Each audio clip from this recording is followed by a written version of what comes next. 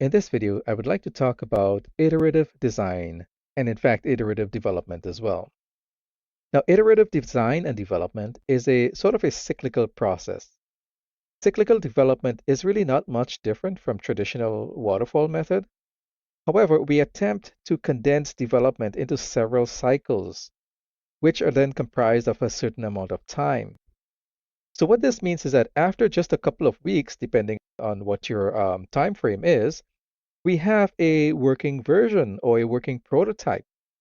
And one of the main reasons for cyclical development is that stakeholders can then view this prototype, they can make changes to it, and then they can send it back to the developers. And this whole process continues until the finished product is in total agreement with everyone on the team. Now, most rapid application development tools depend on this model. So Scrum, Kanban, which are all part of the agile development models, they all depend on some type of cycle. Now, iterative design and development actually begins at the design phase. In fact, we don't even need to start development as yet. Just look at the design that you have in front of you, and you may, in fact, pick up on early issues. As an example, a design might have a flawed DLL, or we may look at the input validation. We need to, show this design to other users, other people on the team, and they may find issues. They may notice issues. Like I said, there could be a flawed DLL. Someone may look at your input validation and say, hey, we're missing a particular range for the input values. Someone may notice these issues, and these issues can get addressed early on in the development phase. So this entire process is repeated for each sprint until all of the issues are resolved.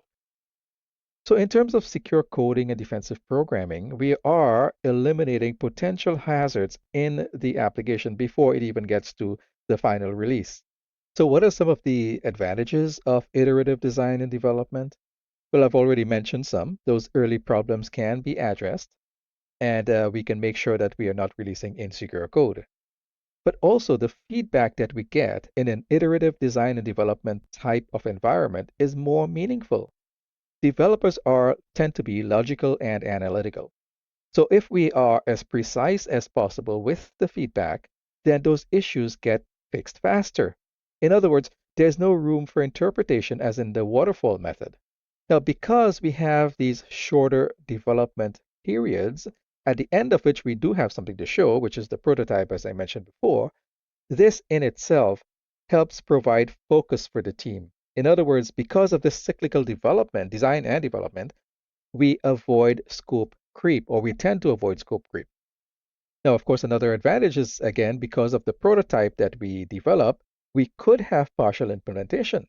So iterative design and development encourages modular development, so a full working piece of the application can be applied. It can be put into use while the team is developing something else.